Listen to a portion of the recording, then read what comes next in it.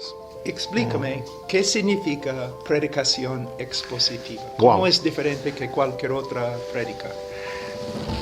Buen punto, porque si decimos predicación no haría falta decir expositiva, porque solo hay un tipo de predicación, Sí. ¿no? Pero como tantas cosas en la vida de la iglesia y en las confesiones y en la historia en general, tenemos que redefinir los conceptos porque hay cosas que se han hecho mal. Entonces, ¿por qué ese énfasis? Predicación expositiva, porque lamentablemente hay mucha predicación que no lo es.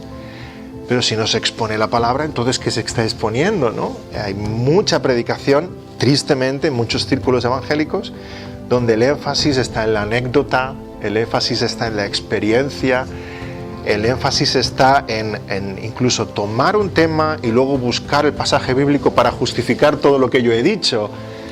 Pero eso es tergiversar el mensaje, eso es cambiar el mensaje. Predicación expositiva significa que el centro del mensaje tiene que ser el centro del pasaje, en que estamos siendo fieles al contenido.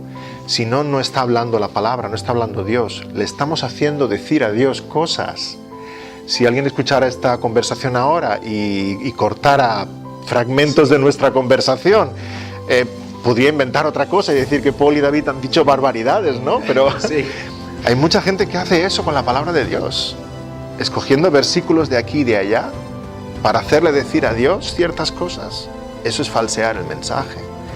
Entonces, predicación expositiva significa que ponemos el énfasis en cada sección, en cada párrafo, en cada capítulo, y el centro del pasaje es el centro de mi predicación. Estoy siendo fiel a aquel mensaje. Tan solo estamos abriendo, estamos desempaquetando lo que contiene y aplicando a los corazones. Sí.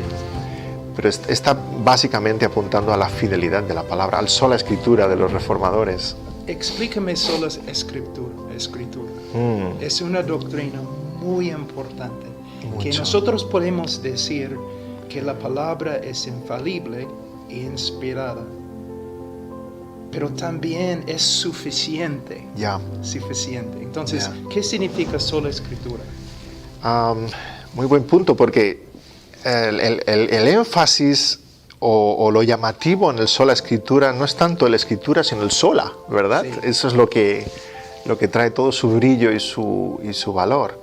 Estamos convencidos de que la palabra es palabra de Dios, no tiene error, es infalible, pero también es suficiente. Sí. Es suficiente en nuestra predicación, es suficiente en nuestro discipulado, es suficiente en la consejería. Sí. Cuando abrimos la palabra no necesitamos de sabiduría humana.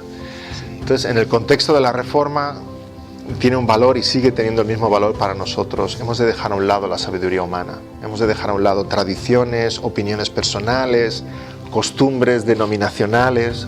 Todo es revisable, todo es cambiable, porque la palabra de Dios es el centro y es nuestra única autoridad. Y es suficiente para hacer crecer la iglesia. Sí, sí, Muy importante. sí. No solamente para la conversión, también para el discipulado, para el crecimiento. Sí, sí. Y la necesidad de someter todo lo que hacemos en la iglesia a las escrituras. Bien, sí. Que nosotros sí. somos mayordomos, no tenemos derecho de cambiar la iglesia Sí.